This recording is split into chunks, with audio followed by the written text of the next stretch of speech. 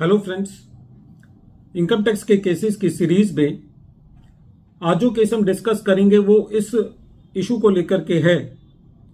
कि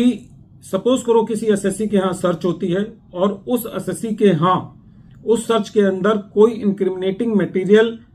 रिसीव नहीं होता और असेसिंग ऑफिसर कुछ ऐसे मुद्दों पर एडिशन कर देता है जो कि उस इंक्रिमिनेटिंग मटेरियल से रिलेटेड नहीं होता या जिसकी एवज में कोई इंक्रिमिनेटिंग मटेरियल सर्च के दौरान नहीं होता, तो असेसिंग ऑफिसर के पास सेक्शन 153A में उसकी असेसमेंट करने का अधिकार नहीं होता यदि सर्च के दौरान उससे रिलेटेड कोई मटेरियल नहीं मिला है। लेकिन सुप्रीम कोर्ट के एक judgment principal CIT versus Abhisar Buildwell private limited में सुप्रीम कोर्ट ने यह कहा कि असेसिंग ऑफिसर के पास यह अधिकार होगा कि यदि वो एडिशन करना चाहता है तो वो सेक्शन 147 के मुताबिक केस को रीओपन करके असेसमेंट कर सकता है। जो limited issue Delhi high court के सामने प्रेजेंट केस में था वो ये था कि क्या ये नोटिसेस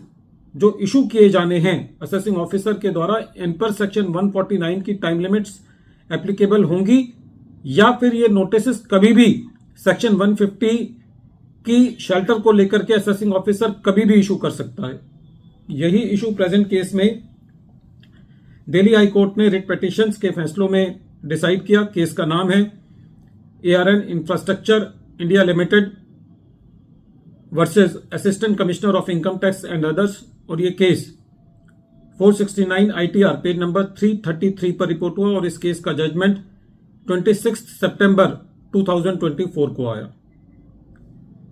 प्रेजेंट केस के अंदर असेसी के यहां सर्च हुई थी,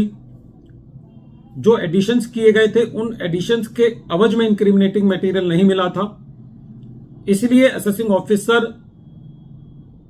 असेसी की एडिशन नहीं कर पाया क्योंकि उन एडिशंस की अवज में इंक्रिमिनेटिंग मटेरियल नहीं मिला था। असेसिंग ऑफिसर ने principal CIT versus Abhisar Buildwell private limited को शेल्टर लेते हुए एसएससी को सेक्शन 148 के नोटिसेस असेसमेंट ईयर 2007-8 से लेकर के असेसमेंट ईयर 12-13 तक के इशू किए और ये कहा कि सेक्शन 150 के अंदर ये कहा गया है कि यदि किसी जजमेंट के अंदर कोई फाइंडिंग है तो उस फाइंडिंग के मुताबिक एसएससी का केस रीओपन किया जा सकता है बिना टाइम लिमिट्स को देखे बिना। एसएससी ने इन्हीं नोटिसेस को दिल्ली हाई कोर्ट के अंदर रिट पिटीशन के द्वारा चैलेंज किया और जब यह मैटर दिल्ली हाई कोर्ट ने सुना तो दिल्ली हाई कोर्ट का यह कहना था कि जो सुप्रीम कोर्ट का जजमेंट है principal CIT versus Abhisar Buildwell private limited में वो ये कहता है कि यदि एसएससी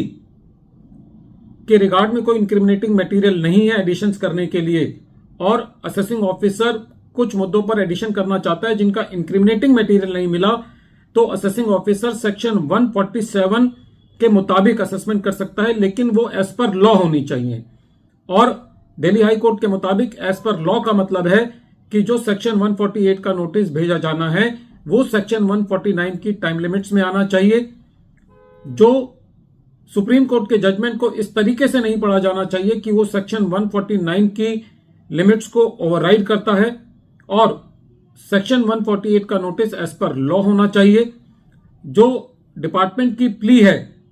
कि ये एक जजमेंट की फाइंडिंग के मुताबिक रीओपन किया गया है और सेक्शन 150 अप्लाई होगा, तो इस पर दिल्ली हाई कोर्ट का ये कहना था कि फाइंडिंग का मतलब ये होता है कि पर्टिकुलर एसएससी के केस में कोई फाइंडिंग की गई हो,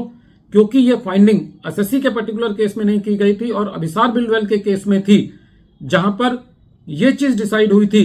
कि जहां पे जो सर्च की वैलिडिटी थी उस पर क्वेश्चन किया गया था, इसलिए वो फाइंडिंग यहां पर एप्लीकेबल नहीं होगी और सेक्शन 150 को अप्लाई नहीं किया जा सकता।